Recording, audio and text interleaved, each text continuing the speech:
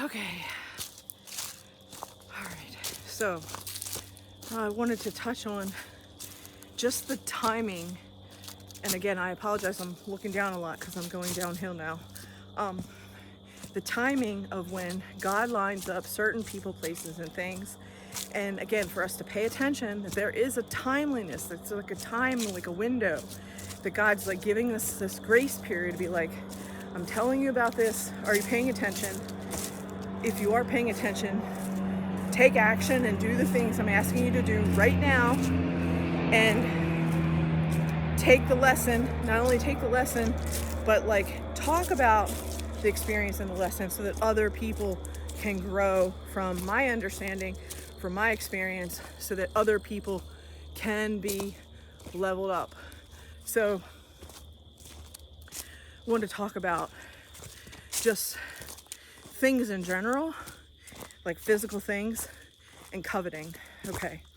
Now, I think that many of us who live in the United States, we just really don't have an understanding of what other people have and don't have in third world countries, because we're so accustomed to the ease of being able to run to the Dollar Tree if we need something for that particular moment. We can run to the Home Depot and get a tool. We can, it's just like this fast paced, like you want something, you go to the store. It's like so easy and convenient. And, I want to talk about a time that, the kind of way that I was brought up in my family. And that was, there was this thing for, if something was broke, you fixed it. You didn't go out and buy a new one. You took the time to figure out and assess the problem. You might go to the hardware store to buy a particular part that you needed to repair the item that was broken. You didn't just go out and throw that item away and go buy a brand new one. This whole throwaway society thing is not really what I was brought up with. So there are times when I look at something, and let's say I'm in the Goodwill and I find a particular jacket and it's missing a button, and I look at it and I'm like, I really like this. I like the way that it fits. It's cute. It's in my budget. This, jacket is only $6, and I'm going to buy this jacket for $6. And I most surely have a sewing kit, and I have buttons, and I can sew a button on it. And is it imperative or crucial for that button to be the exact look of all the other buttons on the jacket? For me, not really. Does it have the function of a button? Yes, that's good for me. And that's where, again, I feel like that type of repair it, hold on to something because it has value and you don't have to run out and buy a brand new one, has served me to not be crazy about buying things that are brand new. In addition, okay, growing up, if we wanted a piece of furniture, generally speaking, my dad and, we would go to a yard sale or flea market, and my dad would say, we can paint this or we can stain this and we can fix it up. And that's how I got my bedroom furniture. We went to a yard sale. If I wanted to upgrade and I saw somebody else's bedroom and I was like, wow, I really like that, my dad would be like, we can go get some paint and paint it the color that you want to paint it. Or we can go get some new hardware to change the drawer pulls out so that it feels like it's new piece of furniture for you. Or we could change the stain on, if it's like a dark cherry, we could take that finish off and make it a more pine oak color or whatever. So what I'm getting at is, because I had that in my upbringing about repairing something, and it's not necessarily broken, it can be repaired or changed, the look of it can be changed, and the item is still worthwhile. It's not give it to the dump. And so I have that type of mentality, okay? And I think that has made me think through things differently than buying things new all the time. Now, don't get me wrong. I'm not saying that I don't like new things. I'm just saying that certain times, it's better to take a piece of furniture that's an antique and refinish it or paint it and make it, look, level it up and give it a fresh look, instead of going I don't like this anymore. Let me go to a new, brand new furniture store and spend, you know, $3,000 on a dresser when the dresser that I have is actually functional and fine. Do you get what I'm saying? Like, that's where the wastefulness can come into play.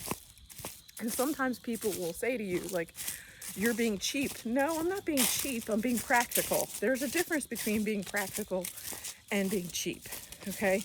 I'm not saying I want something to look junky.